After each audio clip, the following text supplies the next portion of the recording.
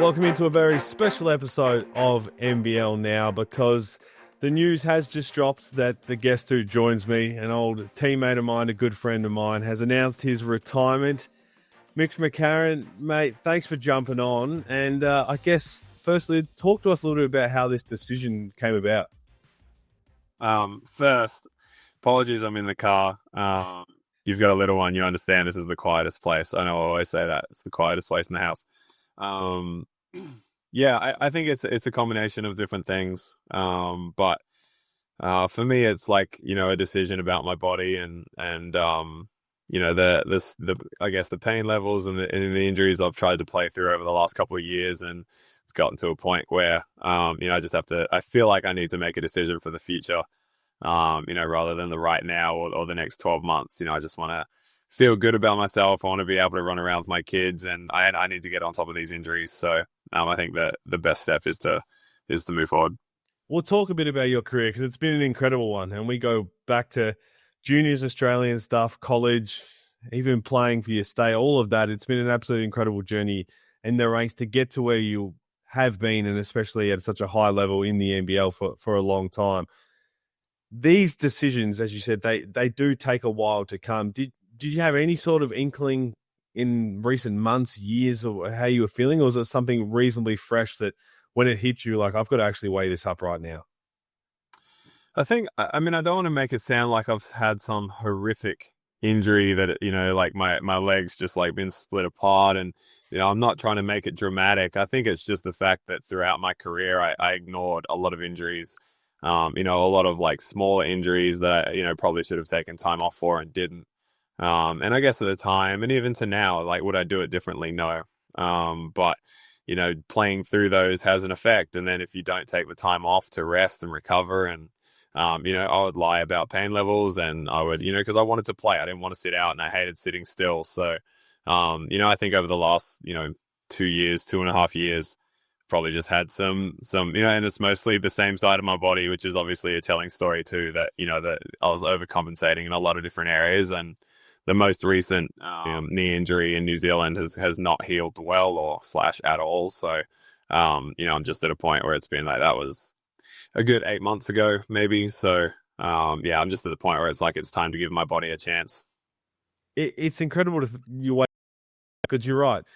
We all know you as this Iron Man who, since arriving in the NBL way back in the days at Cairns and even playing overseas to fill the full year calendar of playing, it's very rare that you would miss a game. And as I said, as an old teammate of mine, I saw all of that you'd get up no matter what to play through. Reflecting on, I guess, the last few years in particular, before we talk about the health side of it and the highs and lows, we do talk about the situation that you've been through is far more unique than anybody else, in which you signed 2 deals with 2 coaches that, when you start that deal, weren't the coaches you signed deals for. All of that reflecting on the recent part of your NBL career compared to looking at it all. What are you most proud of having got through to this point, or what are you proud of having achieved as an individual, not on a basketball court as such? Yeah, I think it's obviously like, did everything go the way I would have loved in recent years? No. Did I do everything right? Of course not. I could have done things better and played better. And, I self-reflect and I self-critique harder than anyone could. I think, though, I take it all back to, I've had a chance to kind of have a big think about it. And I take it all back to, like, before I went to college, like, I did not think I would be a professional. I had, one college scholarship offer on the table, and it was Metro State, and it turned into gold. So, I'm extremely grateful for that. But, at the time, I'm sitting there and I'm like, you know what, I've got one offer. I'm going to go throw everything at it. If it doesn't work out, I gave it my best. Like, that was my mentality, truly. And then it's turned into a 10-year pro career. So, I have to go back to that point and be like, man, like, I've had some experiences that I never thought I would have had. I met my now wife, in college, and I've got a beautiful family, and I've got so many good things in my life to be grateful for across the journey and have these experiences. So, like, was it a perfect ending? No, but I've had some incredible experiences. You've done a lot for the NBL. Again, we talk about the playing side of things. You've had a lot of success individually, had team success along the way, but the work with the Players Association that you've been a really big part of as well, all of that lined up. When you sit here now, and I'm sure it's still probably pretty fresh, but what are a couple of maybe the real highs that you're going to look at, and the ones that you're going to look forward to telling your beautiful children in a few years when they can really understand who dad was as a basketballer? It's hard to go past, lifting a trophy. Anytime you do that, that's why you play. Especially as you get a little bit older, it's like it's all you want. Fortunately, I had that really early in my career, and my first year in Spain, we won and lifted a trophy, and we also won the cup in the middle of the year. So it was like I was lifting two trophies, and I was like, oh my goodness, this is great! Like, how good's pro life? And then another one in Slovenia, and then another one in United. So and then excluding national team stuff, strictly speaking, clubland. Again, there's guys who go through their whole careers and do everything right on an individual level, on a personal level, and never get the chance to lift a trophy. So I have to be really grateful to just play on great teams and play with great players and for great coaches. And then the national team stuff is always special. I never played in an Olympics or a World Cup, but just to put on the green and gold at any point was more than I ever thought I'd do. Especially again before going to college, I used to watch the Australian team growing up, and I was like, man, how cool would that be to like play for Australia? So, to then be a part of two, gold medal Asia Cup teams is more than I ever could have dreamed of. And you go back to when you were saying how you weren't perhaps listening to your body at certain times throughout that career, but there was a particular moment around playing a lot of the Asia Cup qualifiers, a lot of those little tournaments in Australia where you were the first person to always put your hand up and say, if you're asking me to play, I'm going to be there no matter what, in whatever country it is. And you've also said how you never regretting, never changing any of that. What was it about always making sure if you want me, I'm going to be there and I'm going to perform with the absolute best that I can? I think it was just, I mean, maybe it was, it's been institutionalized as a junior. I mean, you and I were both a part of national team squads, and it was like, it felt so special to be there. And, I mean, they were really, like, this is the goal, clubland and pro life is one thing. This is it. You play for Australia, that's ticking the box in a career. So, I bought into that mentally. I always thought like that's number one. So I think, from that perspective, I never wanted to say no. If they, if the Australian team, whether I was a part of the first 10, 12, or, I know it's easy to, you get cut or you miss out on a selection, or there's guys that aren't available that got picked before you. It's really easy to be like, oh, well, they didn't want me first. I'm not going on that tour now. Like, that's never really been my mentality, because anytime you put on the green and gold, it's special to go out there and win games for Australia and help the country qualify to the tournaments that I used to love watching us play in growing up. I just want our country to do well, and I'm grateful that I've been a part of that. As we said, the results and the resume is going to speak for itself, both with those Australian tournaments doing all of that, but the success you had, not just here in the NBL, but overseas as well. But you as an individual, and as I could ask a lot of players around there, no one would ever say a bad word about who you are as a person, as a teammate, all of that. But your leadership as it grew from year on year, reflecting on that and who you became as a part of a team, as a player, as a captain, all of that, what are you most proud of? Yeah, I mean, I definitely didn't do everything right. I think I always tried to be fair with everybody. I tried to be honest and upfront.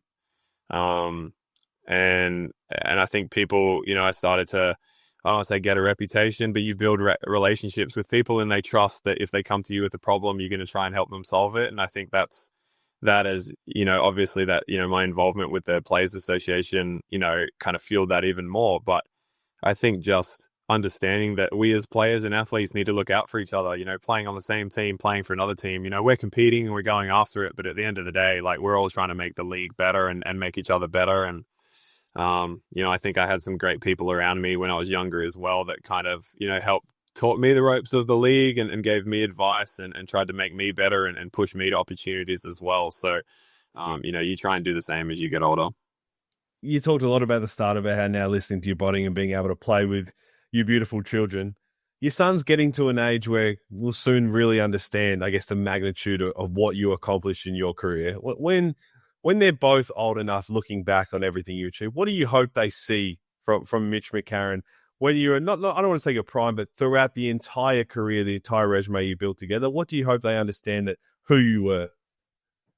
Oh, I mean, they don't need to be watching tape of me. There's a lot of other better players to be watching. I think I just want them to ultimately, like any parent, I just want them to try and chase their dreams and chase their goals. And the self doubt creeps in, and I guess the two biggest goals, my wife and I both feel the same. The two biggest goals for our kids are one, to avoid the self criticism that comes with this day and age of social media. I mean, I didn't face that a lot when I was a junior. I wasn't online a lot. Kids are these days. So I want our kids to dream big and to chase their goals. And if they don't get it, that's okay. It really is about giving your best, and it's healthy to do that. So and the second one again is just to be happy in life. And if you make it in sport, you don't make it in sport, it doesn't matter. At the end of the day, it's just about giving your best and enjoying it. So if it's basketball, not basketball, I really don't care. I just want them to be happy and have fun.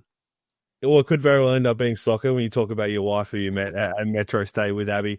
I know when we talk to a lot of professional sportsmen, women as well, when it comes this time of retiring and reflecting, you wouldn't be here today if it wasn't for a lot of the sacrifices that Abby made. When you talk about this decision, you have a little reflection back. I'm sure it's very emotional when you both talked about it, because she's been on this journey every step of the way with you as well. Nah, it's a good shout, Hools. I think again, it's one thing to do these journeys on your own, and you go to new places, you move to new cities all the time, and that can be challenging. And you have highs and you have lows throughout your career, as you know, and to have Abby there as a supporter and as someone who could understand it from an athlete's perspective, yes, but also just someone to stand up for me behind the scenes, when I was having a bad day or when I'm having a good day. She's always been there. So I'm incredibly grateful for her. And we've talked about the kids, when you come home from practice and, you've got little ones or kids or whatever, and they don't care, they don't care if you had a bad game or you had a bad practice, they just want you and the best of you. So, I'm very, very lucky that I've got a great family supporting me. True that. And again, I think everybody's excited to see. I'm looking forward to seeing you on the sideline and whatever that is, with whatever sport the kids end up going down if they choose that. Before I let you go, what is next for Mitch McCarron? Have you given yourself, I guess, a timeline of what when I want to have a decision of what I'm going to focus on? Or are you fully right now? I know it's pretty fresh and raw of like, I'm just going to live in the moment. I'm enjoying this. You're playing NBL 1 South for Eltham right now. Is it more of, what, we'll cross that bridge when it comes, or is there just slowly steps in the way of little ideas that pop up? Yeah, I've got an idea of what's next, but it's not locked in yet. So I can't say too much more, but I definitely want to stay involved with the sport. I love helping people and I love trying to make things better for people. I think I have a good understanding of our sport in this country, and I think I can help people in that sense. So, whether that's coaching, administration side or support side of things, we'll see. But yeah, I'm not running away from the game. I love basketball. I'm going to be around it, and my family is going to find a way to get around it, I'm sure, eventually. And so they should. Again, the Mitch McCarron, it's not just the highlight reel. As I said, the resume, it's long and it's big enough, and that's for a reason, because you are an unbelievable talent. And I'm great that we could be very good friends, but also teammates at a couple of points. So, mate, I don't want to say it's a sad announcement, because it is reflecting the chance to really look back and what incredible things you've achieved, both on and off the floor. So from the NBL point of view, thank you for everything that you've done, both on and off the floor, and good luck with everything that's next. Nah, thank you, mate. Appreciate it. Thanks, bro.